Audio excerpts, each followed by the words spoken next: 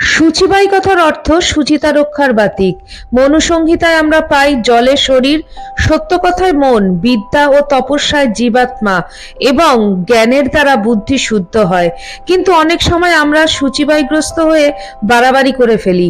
তাই ঠাকুর শ্রী শ্রী রামকৃষ্ণদেব স্বয়ং বলেছেন, শুচিবাই ছেড়ে দাও, যাদের শুচিবাই তাদের জ্ঞান হয় না। আচার যতটুকু দরকার ততটুকু করবে, বেশি বাড়াবাড়ি করো না। আবার মা বলছেন, বহু পাপ মহাপাপ না হলে কি মন অশুদ্ধ হয়? ছুচিবাই মন কিছুতেই শুদ্ধ হয় না। ছুচিবাই যত বাড়াবে তত বাড়বে। শুচিতা রক্ষা প্রয়োজন, কিন্তু তা যেন জীবনের পরম্পরাকে ব্যাহত না করে। তাই তো শ্রী শ্রী ঠাকুর বলেছেন, শুচিবাইগ্রস্ত লোকেদের কেবল অশুদ্ধ বিচার করতে গিয়ে সর্বদা একটা অসুচির ভাব থেকে যায়। যাদের শুচিবাই তাদের মধ্যে ঈশ্বর চিন্তা ঢোকা বড় কঠিন। এক সময় শ্রী শ্রী মা বলেছিলেন, আমি তো দেশে কত শুকনো বিষ্ঠা মারিয়ে চলেছি, দুবার গোবিন্দ গোবিন্দ বললুম, ব্যাস সব শুদ্ধ হয়ে গেল। মনেতেই সব, মনেই শুদ্ধ, মনেই অশুদ্ধ। শুচিবাই মানুষের কাঁচা আমি, তাই এর থেকে শতযোজন দূরে থাকাই মঙ্গল। শুচিবাইকে শ্রী শ্রী মা এক ধরনের মারাত্মক ব্যাধি বলে জ্ঞান করতেন। কাকের প্রস্রাবে অশুচি।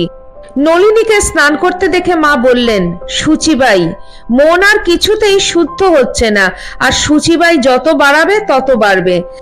একবার জয়রামবাটিতে রাধুনী ব্রাহ্মণী অধিক রাত্রে কুকুর ছুঁয়ে এসে স্নান করতে চাইলে মা নিষেধ করলেন।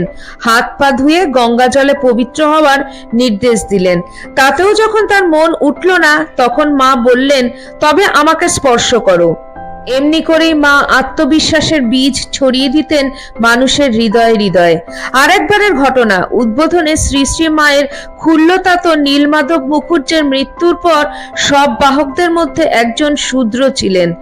গোলাপ মা এই অশাস্ত্রীয় অবৈধ ব্যাপারের প্রতি মায়ের দৃষ্টি আকর্ষণ করলে মায়ের এক অসাধারণ উক্তি, শুদ্ধুর কে গোলাপ, ভক্তের জাত আছে নাকি? বিদেশিদের সঙ্গে ব্যবহারে মা ছিলেন সংকোচ ও সংকীর্ণতার ঊর্ধ্বে।